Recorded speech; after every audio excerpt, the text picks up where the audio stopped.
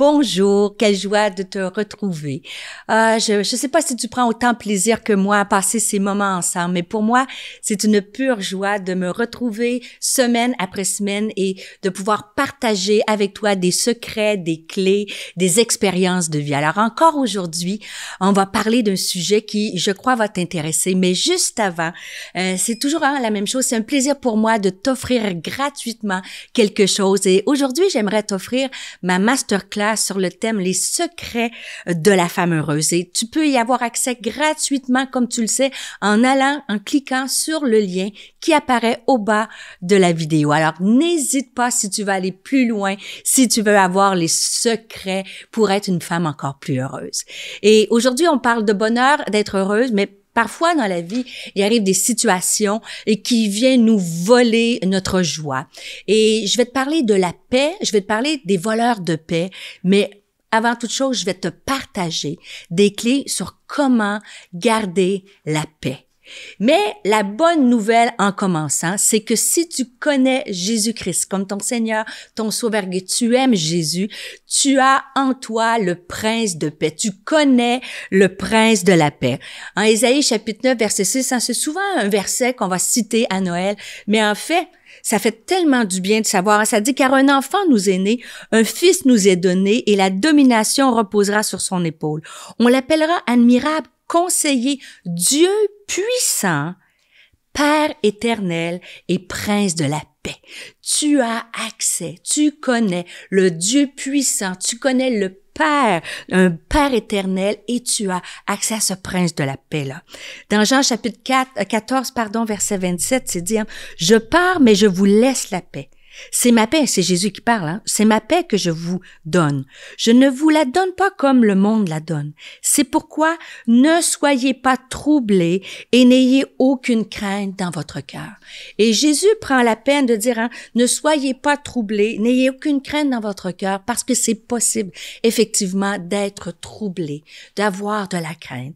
Et Paul nous exhortera en Colossiens chapitre 3, verset 15, il nous dit, « Et que la paix de Christ, à laquelle vous avez été appelés pour former un seul corps, règne dans vos cœurs. » Et c'est mon objectif pour toi, pour moi, dans ma vie, que la paix de Dieu puisse régner dans ton cœur.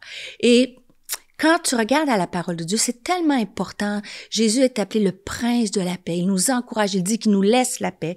Le mot paix, shalom, est retrouvé plus de 700 fois dans la parole de Dieu. Alors, ça prouve que c'est important.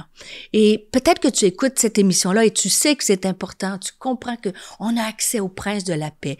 Mais peut-être en ce moment, tu vis des choses qui sont difficiles. Peut-être que tu es dans une saison difficile. Peut-être que c'est même la tempête dans ta vie. Peut-être que tu as des craintes, des inquiétudes par rapport à tes enfants, que ce soit en bas âge ou qu'ils soient des jeunes adultes. Peut-être que tu as des craintes pour ton mariage, ton mari. Peut-être que tu es un peu pris dans des relations qui sont troubles. Peut-être que tu es célibataire et tu es dans des relations qui sont troubles. Tu as des décisions à prendre. Tu t'inquiètes. Peut-être que tu t'inquiètes pour tes finances. Peut-être que tu t'inquiètes pour ton futur, ton avenir. Tu es peut-être à une croisée des chemins et tu as un choix. Qu'est-ce que je vais faire dans ma vie comme carrière? Peut-être, je ne sais pas qu'est-ce que tu vis. Alors, n'hésite pas à m'écrire dans le chat et dis-moi, ça fait du bien de le dire. Dis-moi, qu'est-ce que tu vis? Est-ce que quelque chose est en train de voler ta paix? Et lorsqu'on est dans cette situation-là, moi, je compare ça beaucoup au petit hamster qui tourne. Tu sais, là, le petit hamster dans sa roulette, il tourne, il tourne, il tourne, il tourne. Et en ce moment, c'est là que ça devient dangereux. C'est là que lorsqu'on perd cette paix-là, qu'on devient rempli de crainte, d'inquiétude, qu'il faut s'arrêter et dire, ouf, ça suffit. Et il faut revenir à chercher cette paix-là. Et aujourd'hui, je te partage comment retrouver la paix. Et j'ai dit comment garder sa paix à travers les défis de la vie. Et j'ai appelé ça les 5 R pour avoir la paix. Et ça va être facile à retenir. Tu vas voir ces 5 mots qui commencent par R. Et si tu les mets en pratique, je peux t'assurer que la paix va régner dans ton cœur. Et ces 5 R-là, ces 5 clés-là, c'est tiré du passage dans Philippiens, chapitre 4, versets 6 à 8. Et tu le connais probablement, mais je vais te le lire. Ça dit, « Ne vous inquiétez de rien, n'est-ce pas? Ne vous inquiétez de rien, mais en toute chose, faites connaître vos besoins à Dieu par des prières et des supplications dans une attitude de reconnaissance. Et la paix de Dieu, qui dépasse tout ce que l'on peut comprendre, toute intelligence, gardera votre cœur et vos pensées en Jésus-Christ. Et souvent, malheureusement, on arrête quand on s'inquiète, qu'on a des inquiétudes, on va lire le verset, puis on va demander la paix de Dieu qui surpasse toute intelligence, et on met un point à la fin de ce verset-là. Mais c'est la suite qui est intéressante, qui nous donne la façon de faire. Ça dit, au reste, que tout ce qui est vrai, tout ce qui est honorable, tout ce qui est juste, tout ce qui est pur, tout ce qui est aimable, tout ce qui mérite l'approbation, ce qui est vertueux et digne de louange soit l'objet de vos pensées. Ce que vous avez appris et reçu et entendu de moi, est ce que vous avez vu en moi, pratiquez-le et le Dieu de paix sera avec vous. Alors, la première clé pour retrouver la paix, c'est reconnaître. Reconnais ton besoin. Le texte nous dit, faites connaître vos besoins.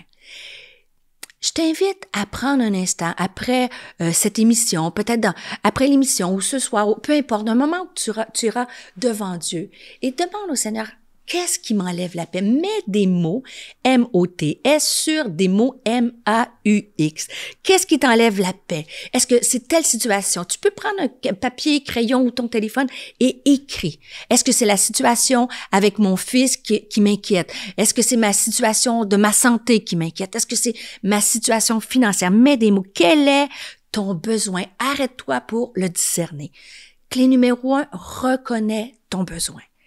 Clé numéro 2, réclame. C'est-à-dire, faites connaître vos besoins par des prières et des supplications. Demande à Dieu d'intervenir. Réclame par des prières, des supplications. Réclame le miraculeux que tu veux pour ta vie. Réclame ta guérison. Réclame peut-être que ton fils revienne à Dieu. Réclame une promotion. Commence à plaider, à réclamer qu'est-ce que tu veux que Dieu fasse dans ta vie. La troisième clé, et c'est là que ça s'en vient intéressant. La troisième clé, j'ai écrit relâche. Fais avec moi là. Je relâche. Une fois que tu as reconnu ton besoin, quelle est qu'est-ce qui t'inquiète, qu'est-ce qui enlève ta paix? Une fois que tu as commencé à réclamer, souvent on va devant Dieu, on réclame, et on sort de la prière et on s'inquiète encore, on n'a pas relâché. Et je te dis, dépose aux pieds de Jésus ce qui te trouble. Ne reprends pas ce que tu as laissé à la croix, au pied de la croix. Et je veux t'assurer que relâcher, ça ne veut pas dire, en fait, relâcher, tu vas tellement gagner, retrouver ta paix quand tu vas relâcher les choses pour lesquelles tu n'as aucun contrôle.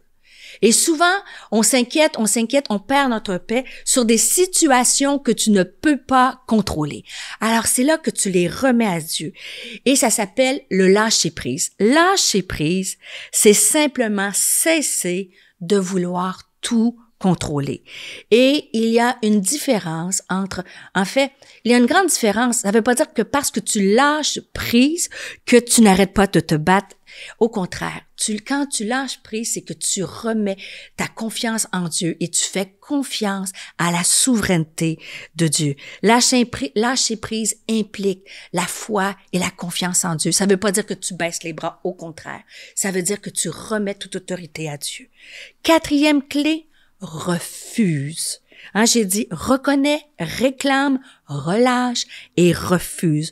Refuse les pensées négatives. Refuse les scénarios négatifs. À chaque fois qu'une pensée d'insécurité, qu'une pensée d'inquiétude arrive, refuse-la. Et c'est pour ça que je dis que le texte est intéressant. Parce que ça nous dit de faire connaître nos besoins par des prières, des supplications et que là, la paix de Dieu va venir. Mais ça dit au reste que tout ce qui est vrai, tout ce qui est honorable, tout ce qui mérite l'approbation soit l'objet de vos pensées. Et si on le met en pratique, c'est qu'ainsi que le Dieu de paix sera avec nous. Alors, il y a une responsabilité, de refuser les pensées négatives. À chaque fois que ces pensées négatives viennent dans ton esprit, remplace-les par les promesses de Dieu. Remplace ces pensées de peur par des pensées de foi. Parce que la peur et les pensées négatives sont à l'opposé de la foi. Romains chapitre 10, verset 17, la foi vient de ce qu'on entend et ce qu'on entend vient de la parole de Dieu. Donc, lorsque tu te sens envahi pour refuser les pensées négatives, reviens à la parole de Dieu. Reviens à ce que la Bible dit. Reviens aux promesses. 2 Corinthiens chapitre 10, verset 5, ça dit, nous renversons les raisonnements et toute hauteur qui s'élève contre la connaissance de Dieu et nous amenons toute pensée captive à l'obéissance de Christ. Alors, on se concentre sur les promesses de Dieu. Par exemple, je te donne un exemple bien concret aujourd'hui. Au lieu d'être peut-être obsédé de voir l'augmentation de, tu vois, quand tu fais les courses, tu vas à l'épicerie, tu vois le prix qui augmente, tout est cher en ce moment. Alors, des fois, c'est paniquant de dire comment je vais y arriver. Bien, choisis de te rappeler que Dieu promet, en Philippiens 4:19, que Dieu promet de répondre à tous tes besoins. Il est un Dieu qui pourvoit. Plutôt de te concentrer, de focusser sur ce qui est impossible, regarde à ce qui est possible. Jésus a dit, aux hommes, c'est impossible, mais à Dieu, tout est possible. Dans ta situation, parce que je l'ai vécu, je peux te le dire haut et fort. Dieu n'a pas dit son dernier mot. Il est le Dieu de toute possibilité. Ne mets pas un point à la phrase de l'histoire de la vie de ton enfant ou de ta vie ou de ton mariage ou de ton futur quand Dieu met une virgule. Chasse ces pensées-là et pense qu'avec Dieu, tout est possible. Lorsque tu attends peut-être un diagnostic d'un médecin, rappelle-toi ce que la Bible nous dit. Ésaïe 53, verset 5. Par ses meurtrissures, je suis guéri. L'inquiétude, la Bible nous dit, qui par ses inquiétudes peut rajouter une coudée à sa vie? Et peut-être, si tu te sens, peut-être que tu écoutes cette émission et tu dis, moi, Stéphanie, écris-moi si c'est ta situation. Je suis inquiète, mais je suis seule, je suis pas entourée, t'es peut-être célibataire, t'es peut-être tu peux être dans un mariage et te sentir seule. Je vais te rappeler une autre promesse de Dieu dans Deutéronome chapitre 31, verset 6. Fortifiez-vous et prenez courage. N'ayez pas peur, ne soyez pas effrayés, car l'Éternel ton Dieu marche lui-même avec toi. Il ne te délaissera pas. Alors, serre ces promesses dans ton cœur. Et en Lamentation, chapitre 3, versets 19 et 21, tu sais que dans mes moments difficiles, c'est un texte que je méditais, que je récitais à tous les jours. Et je veux te le laisser. Ça dit, quand je pense à ma détresse, à ma misère, bien sûr, mon âme s'en souvient et elle est abattue au-dedans de moi. Donc, ce qui t'enlève ta paix, c'est quand tu repasses ce qui va pas, les possibilités, les scénarios négatifs. Et c'est ce qu'il dit, quand j'y pense, ben mon âme est abattue. Mais voici ce que je veux repasser en mon cœur, ce qui me donnera de l'espérance.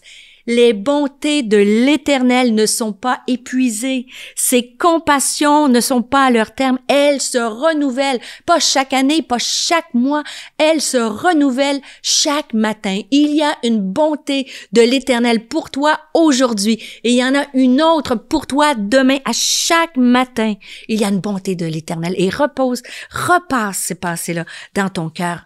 Et la dernière clé, j'ai dit, clé numéro 1, reconnais ton besoin. Clé numéro 2, réclame en prière et supplication. Clé numéro 3, lâche prise sur certaines choses. Dépose au pied de la croix quand tu n'as pas de contrôle. Clé numéro 4, change les pensées négatives pour les promesses de Dieu, refuse les pensées négatives et finalement remercie.